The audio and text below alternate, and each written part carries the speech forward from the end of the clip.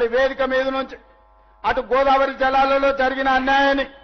మహారాష్ట్ర ముఖ్యమంత్రిని కడుగుతాం అవసరమైతే మెడలు వంచైనా గోదావరి జలాల మీద తుమ్మిడి ఎట్టి దగ్గర ప్రాణహిత చేవెళ్ల ప్రాజెక్టును కన్ఫర్మ్ ఖచ్చితంగా భారతీయ జనతా పార్టీ నాయకులు కూడా మీరు అనుకుంటున్నారేమో తమాషా అనుకుంటున్నారేమో మిమ్మల్ని ఆదిలాబాద్ మెదక్ అదే విధంగా నిజామాబాద్ కరీంనగర్ లో మీరు ఎంపీలుగా ఉంటాం అనుకుంటున్నారేమో గోదావరి జలాల మీద మహారాష్ట్ర ముఖ్యమంత్రి దాగుడు మూతలు ఆడుతుండు చర్చలకు రమ్మంటే రాకుండా పారిపోతున్నాడు ఎన్ని రోజులు పారిపోతారు మిమ్మల్ని ఊరు నుంచే తరిమే రోజు వస్తుంది మర్యాదగా మహారాష్ట్ర ముఖ్యమంత్రిని చర్చలకు పట్టుకురండి గోదావరి జలాల మీద తుమ్మిడేటి దగ్గర ప్రాజెక్టు కట్టి 100 టీఎంసీల నీళ్లు తీసుకొచ్చి శ్రీపాద ఎల్లంపల్లిలో పోసి ఆదిలాబాద్ కరీంనగర్ నిజామాబాద్ మెదక్ వరకు రైతాంగ కష్టాలు తీర్వడానికి పక్కా ప్రణాళికతో ముందుకు పోదాం గోదావరి జలాల సమస్యను పరిష్కరించుకుందాం ఇక కృష్ణానది జలాలు 60 ఏండ్ల నుంచి రావణ కాష్టం లాగా రగులుతుంది 60 ఏండ్ల నుంచి రాయలసీమలతో కొట్లాడాలి ఆంధ్రలతో కొట్లాడాలి గుంటూరు గుడివాడతో కొట్లాడాలి ఈ సమస్యకు శాశ్వత పరిష్కారం వద్దా పరిష్కారం కావాలంటే చర్చలు చేయాలనా లేదా ఇవాళ మనం మాట్లాడినప్పుడల్లా చంద్రశేఖరరావు దానికి అడ్డం పడతాడు తిర్రి మాటలు మాట్లాడతాడు ఎర్రి మాటలు మాట్లాడతాడు అట్లెట్లా మాట్లాడతారంట భగవంతోనైనా పక్క దేశంతోనైనా సమస్యలు ఉన్నప్పుడు చర్చలు చేయకుంటే ఎప్పుడైనా పరిష్కారం అయినాయా ఆలి పంచాయతీ అయినా పాలి పంచాయతీ అయినా ఓ పెద్ద మనిషిని పెట్టుకొని పంచాయతీ తెంచుకుంటామా లేదా రైతాంగ సోదరులారా మీరు ఆలోచన చెయ్యండి ఇవాళ ఎక్కడైనా ఏ సమస్యకైనా చర్చలు లేకుండా పరిష్కారం జరుగుతాయా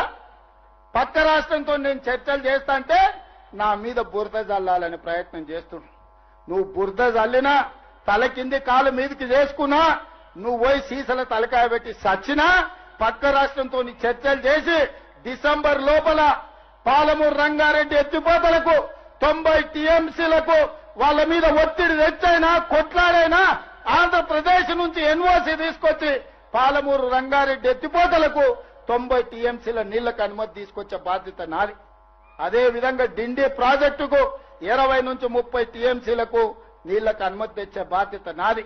ఇవన్నీ చేసుకుంటూ ఉద్దండాపూర్ వరకు కావలసిన నీళ్లు ప్రాజెక్టులు సంవత్సరం తిరిగే లోపల పూర్తి చేయడమే కాకుండా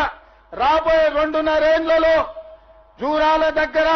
కొత్త రిజర్వాయర్ కట్టుకోవడం గాని కర్ణాటక మక్తల్ సరిహద్దుల్లో బ్రిడ్జ్ కమ్ బ్యారేజీలు కట్టుకోవడం గాని కల్వకుర్తి గాని భీమా గాని నెట్టంపాడు గాని కోయిల్సాగర్ గాని నారాయణపేట మక్తల్ కోడంగల్ ఎత్తిపోతల పథకం గాని వీటన్నిటి మీద గ్రీన్ ఛానల్లో నిధులు ఇచ్చి ప్రాజెక్టులు కట్టుకునే బాధ్యత మనది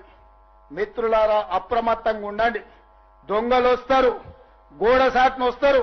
గూడు పుటాని చేయడానికి వస్తారు పాలమూరు జిల్లా బిడ్డలు అప్రమత్తంగా ఉండాలి మన దగ్గర ఉన్న బిడ్డలు కూడా మనోళ్ళు కూడా సోయలేక దొంగలకు సద్దులు మోసేటోళ్ళు కొందరు ఉంటారు ప్రతి ఊర్లో ఓడు ఉంటాడు గట్లనే వనపర్తిలో ఒకైనా మహబూబ్నగర్లో ఒకైనా ఆడొకటి ఈడొకటి మోపాయండు పాలమూరులో మంచి జరుగుతుంటే చెయ్యకపోయినా సహకరించకపోయినా నోరు మూసుకొని ఉంటే మంచిది చివరగా ఒక్క మాట చెప్పదలుచుకున్నా 94 నుంచి 2004 వరకు 10 సంవత్సరాలు తెలుగుదేశం పార్టీ అధికారంలో ఉన్నది 2 సార్లు ముఖ్యమంత్రి టీడీపీలు అయ్యారు 2004 నుంచి 2014 వరకు కాంగ్రెస్ పార్టీ అధికారంలో ఉన్నది 10 సంవత్సరాలు 2 సార్లు కాంగ్రెస్ పార్టీ ముఖ్యమంత్రి అయిన 2014 నుంచి 2024 వరకు బీఆర్ఎస్ ఉన్నది 2 సార్లు చంద్రశేఖరరావు ముఖ్యమంత్రి అయ్యాడు నేను ఇవాళ ఈ పాలమూరు గడ్డ మీద నుంచి జడ్చర్ల పట్టణం నుంచి నేను చెప్పదలుచుకున్నా 2024 నుంచి 2034 వరకు కాంగ్రెస్ పార్టీ 10 ఏళ్లు 2 సార్లు ముఖ్యమంత్రిగా ఉంటాం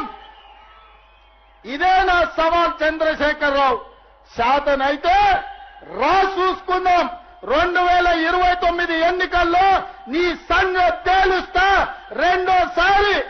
కాంగ్రెస్ పార్టీని అధికారంలోకి తీసుకొస్తాం ఈ వెనుకబడ్డ పాలమూరు జిల్లాను దేశానికే ఆదర్శమైన జిల్లాగా అభివృద్ధి చేసే బాధ్యత నేను తీసుకుంటా జిల్లా ప్రజలారా మీరిచ్చిన ఆశీర్వాదం మీరిచ్చిన ధైర్యం ఎవరితోనైనా కొట్లాడతా గల్లీలో ఉన్న కేడీ అయినా ఢిల్లీలో ఉన్న మోడీ అయినా మీరు అండగా నిలబడి మీరు ఇచ్చిన గుండె ధైర్యంతో ఎవరితోనైనా కొట్లాడతా పాలమూరు జిల్లాను అభివృద్ధి చేసే బాధ్యత నేను స్వీకరిస్తాను తెలియజేస్తూ మీ అందరి దగ్గర సెలవు తీసుకుంటున్నా.